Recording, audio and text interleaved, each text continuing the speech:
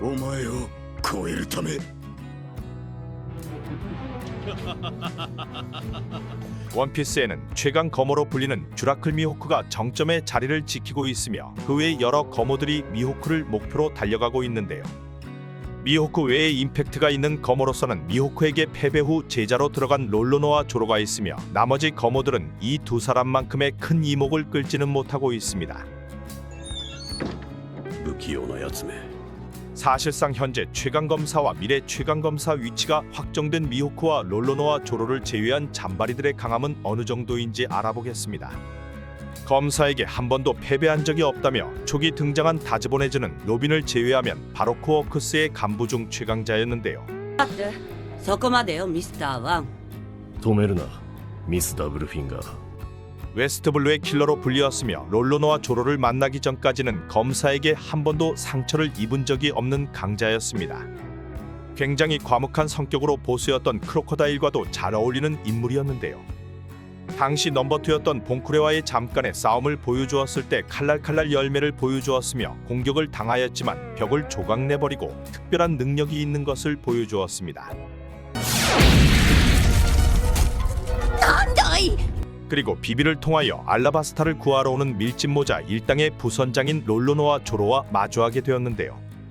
이스트블루의 현상금 사냥꾼이었던 롤로노와 조로를 알아본 다즈보네즈는 1대1로 싸움을 걸었고 초기 박빙의 승부를 보여주었지만 패기에 대한 개념이 없었던 조로는 결국 개털리는 모습을 보여주었습니다. 칼날 능력뿐 아니라 회전을 통한 공격까지 보여주며 사실상 끝났어야 할 승부였지만 조로는 다시 일어나며 어떠한 호흡을 느끼게 되었는데요. 聞こえるぞ、あいつの鉄の呼吸。 이후 패기인지 뭔지 다즈보네즈는 사자의 노래에 베어버리며 생애 첫 패배를 당하게 됩니다. 이후 임펠다운에서 크로커다일과 재등장하며 다시 모습을 드러내었는데요. 패기 사용과 제대로 된 전투 장면은 나오지 않고 있으나 버기에게 빚을 받으러 가는 크로커다일과 해군 중장의 배를 아작내버리고 크로스길드가 창립되자 사왕의 간부로 올라서게 됩니다. 현재는 패기까지 익혔을 거로 보이며 크로커다일이 챙기는 인물이라 최소 사왕 간부급들인 자들과 동등한 실력 정도는 보여주지 않을까 생각됩니다. いつまで寝ているミスターワン。牢屋暮らしで体がなまっちまったようで。 흔치 않은 여성 검어로 등장한 스모레기 스모커의 직속부하인 타시기는 칼타쿠인데요. 롤로노와 조로가 해적인 걸 모르던 당시 조로의 칼을 골라주기도 하였으며 여기서 명검들 지식을 뽐내기도 하였습니다. やっぱりそうだわ。三代鬼鉄、三代鬼鉄です。 악당 손에 넘어간 명검들을 모으는 것을 목표로 하는 인물이며 초기에는 나름의 강함을 보여주기도 하였는데요. 하지만 조로에게 개털리고 크로커다일에게 개무시를 당하며 알라바스타에서 여기저기서 처발려서인지 자신의 찐 실력을 알아서인지 스모커 앞에서 눈물을 짜내기도 하였습니다. バカ。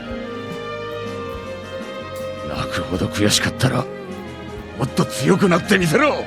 이후 중장으로 올라선 스모레기 스모커와 함께 다시 G5에서 등장하였는데요. 여기서도 어김없이 로우와 눈눈 열매 능력자 모네에게 또 한 번 고전을 하는 모습을 보여주었습니다. 조로는 타시기가 소꿉친구와 닮아서인지 개털리는 타시기를 보고 움직이기 시작하였는데요. 조로가 모네를 패기 없이 베어버리고 마시가자 타시기는 막타충으로서 모네를 베어버리기도 하였습니다. キリシグレ。 현재 타시기는 벌집으로 코비를 구하러 간 거푸 중장과 함께 잠깐의 모습을 드러내고 싸움을 하지는 않으며 해군 나부랭이 중 준수한 강함을 가지고 있다고 보여집니다. 죄악의 세대에서 조로와 같이 이름을 올린 부선장 자리의 인물인 킬러는 항상 가면을 쓰고 다니며 키드의 적단의 2인자이자 기도하는 소꿉친구인데요. 특이한 웃음소리를 가지고 있으며 이 때문인지 항상 가면을 쓰고 웃지 않는 상황까지 가게 되었습니다. 샤본디제도에서는 조로보다 높은 현상금을 가지고 있었으며 당시에는 킬러가 어느 정도의 강함인지는 나오지 않았지만 아프와 쌈박질을 하며 웬만한 선장들과도 맞다이가 가능한 모습을 보여주었습니다.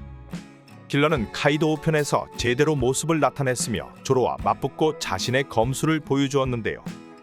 당시 미호크와 수련이 끝난 조로였지만 킬러와 몇 수 나눠보자 이 녀석은 제법 강하다 느끼기도 하였습니다. やっと本気で来るか。 당시 2대1로 볼 수 있었던 상황에 조로에게 빈틈이 생기자 킬러는 조로 어깨에 칼빵을 넣는 등 나름의 활약을 보여주었는데요. 킬러는 자신의 주무기를 사용하지도 않았지만 이런 강함을 보여주었고 이후 카이도우와 싸움에서는 카마소닉 기술로 데미지를 입히기도 하였습니다.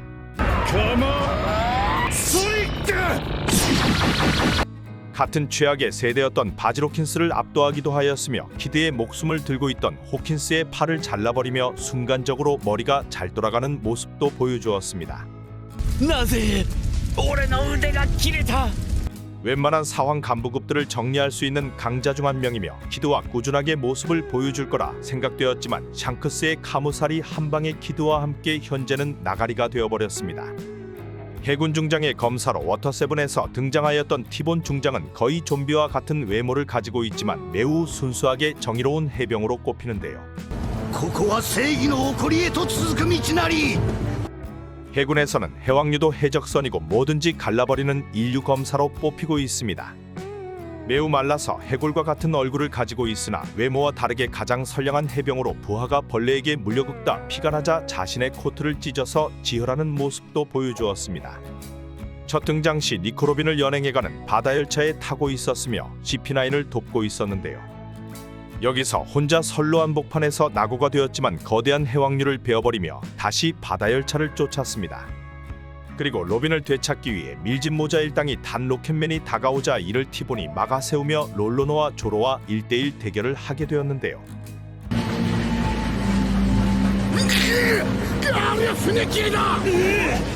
단일합으로 결정되는 싸움에서 롤로노와 조로에게 패배하며 쓰러지는 모습을 보여주었습니다. 하지만 부하를 아끼던 티본을 해군 부하들이 구해주며 퇴장하였는데요. 이후 정상전쟁이나 레벨리에서 이쇼와 만난 뒤 잠깐씩 모습을 드러내었습니다. 중장으로까지 올라선 티본이었지만 크로스길드가 걸어버린 해군 현상금으로 시민에게 살해당한 것이 신문을 통해 밝혀졌습니다. 페페왕국의 한 노인이 가족들이 아사를 하게 될 상황에 처하자 티본을 죽였으며 버기즈 딜리버리의 모습을 드러내었습니다. 이 노인은 버기즈 딜리버리에게 안전을 보장받고 해적 일원으로 들어가게 되었으며 선량한 해군으로 시민과 세계의 평화를 제일 걱정하던 해군이었지만 충격적이게 시민에게 살해당하게 된 것인데요. 티본 중장은 뼈만 앙상하였지만 해왕류도 베어버릴 강함을 가지고 있었습니다. 하지만 시민에게 얼탱이 없게 죽은 것은 사실상 티본이 죽어준 것이 아니냐는 추측들이 나돌고 있습니다. 흰수염 해적단에서 최강 검호로 불리며 5번대 대장으로서 30년 동안 흰수염을 지킨 비스타도 대검호 중 한 명인데요. 세계 최강 미호크가 이름을 알고 올 정도의 강자이며 미호크가 경의를 표할 정도의 세계 톱클래스의 대검호로 불리우고 있습니다. 白ひげ海賊団5番隊隊長火剣のビスタ 미호크와 잠깐의 대립이었지만 호각으로 검을 맞대었으며 다양한 공격을 보여주며 미호크를 상대로 밀리지 않는 모습을 보여주었는데요. 하지만 승부보다는 정상전쟁의 이익을 위해 두 사람 다 물러나며 승패가 갈리지는 않게 되었습니다. 오다피셜 원피스 비브르카드 설정집에서는 미호크와 대등한 검 실력을 가졌다고 평가가 되기도 하였는데요. 정상전쟁으로 인하여 흰수염 잔당으로 남게된 흰수염 일당은 검은 수염 해적단과 싸우게 되었지만 괴멸한 것을 보면 미호크가 고평가인 것인지 비스타가 저평가인 것인지 확실하지 않습니다. 어찌되었건 검으로서는 준수한 실력을 가진 검호 중 한 명으로 볼 수 있습니다. 次はどんな花を咲かせようか 해군 중장으로 꾸준하게 모습을 보여주고 있는 모몬가 중장도 검사 중 한 명이며 일본도를 주로 사용하는 검사인데요. 대포가 통하지 않는 해왕류까지 단칼에 썰어버리며 육식은 물론 폐기 사용까지 능한 강자 중 한 명입니다. 가끔씩 모습을 드러내지만 강렬한 포스를 한 번씩 보여주고 있는데요. 정상 전쟁으로 인해 칠무의 소집을 맡은 모몬가는 헨콕을 데려가려 출발하는 모습을 보였습니다. 이후 해왕류를 썰어버리고 헨콕에게 소집 명령에 따르라고 말하였는데요. 헨콕은 내가 이뿐이 좀 봐달라 말하며 메로메로 열매 능력을 사용하였습니다. 메로메로메로 모든 해군이 돌로 변해버렸지만 모몬가 중장만이 자신의 손등에 칼빵을 넣으며 중장 클래스는 역시 다른 것을 보여주었는데요.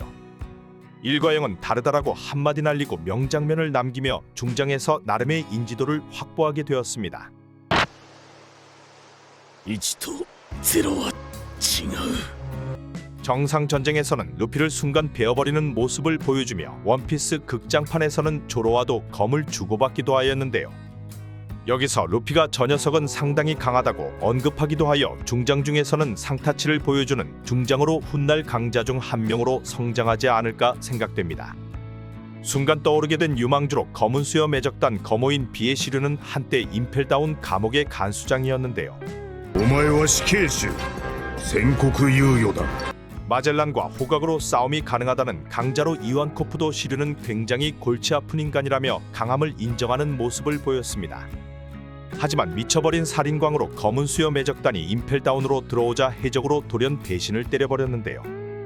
엄청난 성장세로 사왕의 자리까지 오른 검은 수염 매적단에서 아오키즈를 빼면 사실상 2인자의 자리를 지키고 있다고 보여지며 비능력자였을 때도 마젤란과 호각이었지만 현재는 투명 열매까지 먹은 상황이라 더 까다로운 인물이 되었습니다.